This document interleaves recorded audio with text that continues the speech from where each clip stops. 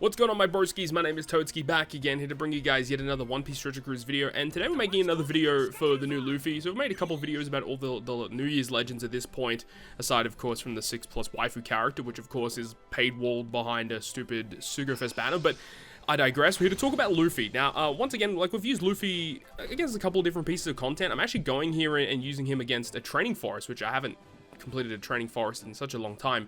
But it is interesting revisiting this kind of content, actually, because when these types of content would release, like, obviously they were extremely difficult, lots of gimmicks, and because of the captain effects back in the day, like, it would actually be really difficult to clear some of these mini-boss stages because, you know, you just wouldn't have the raw damage output to get through it. But of course, with characters that we have these days, on top of super tandem abilities, and especially with Zoro and Sanji being able to trigger super tandem just about every single turn, you get a pretty substantial amount of damage output, and of course, captain abilities having inbuilt utility mechanics can definitely make things a lot easier.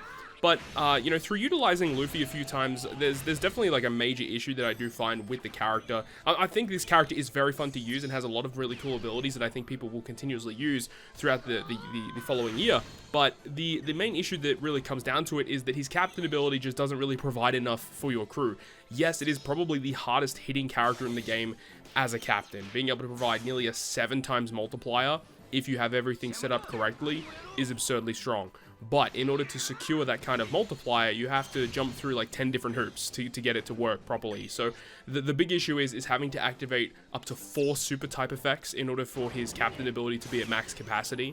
And even just having to trigger 3 super effects in order to trigger the paralysis removal in his captain ability is also a really big problem. So I think we've kind of already established this, that, you know, he's just really difficult to use. I think generally speaking that if you are a newer player or you don't have a very established account, then this strength Luffy is going to be pretty difficult to use, at least as a captain. However, as a sub, this character does provide a lot of really good benefits to you. He's got a very powerful special, damage dealing special. Being able to remove enemies' defense completely is incredibly strong. Providing up to 3x increased damage is also one of the best, if not it is the best, increased damage taken effect you can apply to the enemy, which is strong. And of course, you do have the potential to get a conditional boost out of him as well. But again, in order to provide that also provides like really strong things, but you need to jump through, again, a lot of different hoops in order to get that to work. So as for the team build that we have here today, in order to get Luffy's effects to work properly, is we do have the friend captain of the Psy Gear 5 Luffy, and we all know how good this character is at this point, being able to bypass defensive effects, being able to provide the 10 turns of bind removal and special reverse resistance. And then we're also using this in tandem with Zoro and Sanji. These 2 units on our crew have the EX supers that we can apply that will trigger Luffy to transform into his different abilities.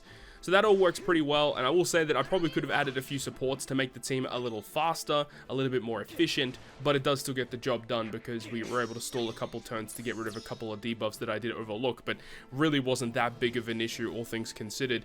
As for the other characters on the team, we're just trying to fulfill the requirements of these EX supers. We've got Usopp and Yasop, which can provide the ability to remove the blindness debuff, which gets inflicted on the Hawkins stage, and also provides a pretty good self-proccing delayed conditional boost. Their switch effect can provide some resistance down, which can also further our damage output.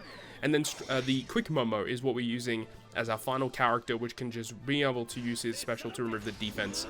Defense up is pretty good because while you know, Psy Gear 5 Luffy gets around pretty much every defensive effect, the blue increased defense is like the only thing he doesn't get around, so that's the only thing we really have to, you know, try and work around. But this team does actually have a lot of ways to get rid of increased defense. Obviously, Momo, as we just said, the new strength Luffy does remove defense up completely, which is very strong, and also has Zoro and Sanji, which can potentially remove increased defense as well.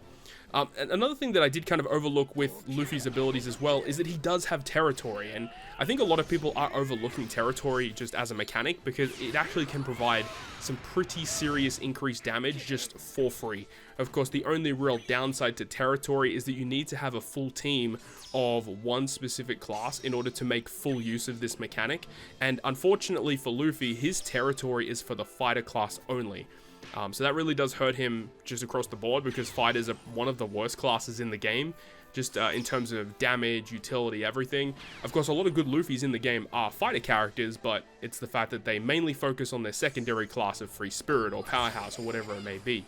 And the other good support characters for fighters are just really not that good. You know, you're typically going to be using this guy on a Free Spirit centric team, So I think that is one thing you do need to be a little bit careful of, because if you want to try and abuse a territory on your team, you got to remember with how territories kind of work.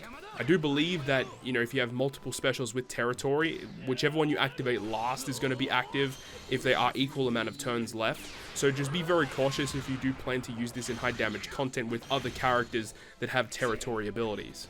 There is one other major downside that I think we've already talked about extensively, but it's his final tap is just so garbage. I just don't understand how they bring out a character of this hype level for a New Year's celebration and they make his final tap a base attack final tap. Like, I really just don't get it, considering how many other good final taps that we actually do have in this game. I really would have liked it if it was like, you know, kind of similar to Luffy and the Straw Hats, where it adds additional damage at the end, but potentially make it for both Fighter and Free Spirit, because those are the classes that Luffy is, even if they made it Strength Fighter or like Fighter Free Spirit. Like, if you want to incorporate Fighter, I'm completely down for that, but it's just a little strange that they implement this final tap of 2500 bonus base attack when extensively through testing people have shown that these final taps are complete trash. And yes, it does give him more damage for sure, because it is base attack bonuses that stack on top of every other buff that we already have, but it's just, it's pretty absurd that that's the type of ability that they give to such a high level headliner unit for a celebration.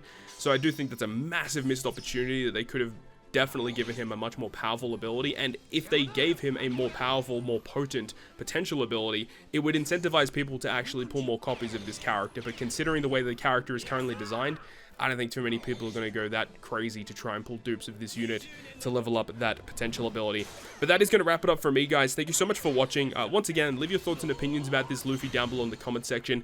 It all really boils down to this Super Boss Kizuna that's going to be coming up in January, and seeing how effective this character is going to be for it. I mean, all things considered, it probably is going to be built for the content at hand, but we'll have to wait and see exactly how good he will be for it, because they've done this in the past where they build content around new units, and then it just ends up going back to, you know, the typical slasher Zoro Sanji team that ends up just being the best team for it. So we'll have to wait and see exactly, is this character going to be the new meta, or is he just going to be a character that no one uses after a month's time? We'll have to wait and see, but hopefully you enjoyed the video. If you did, make sure to go ahead and leave a like, and if you want to stay up to date with all the content I post, including more One Piece Treasure Cruise content, make sure to hit the subscribe button down below. And that, guys, I'll see you guys within the next video.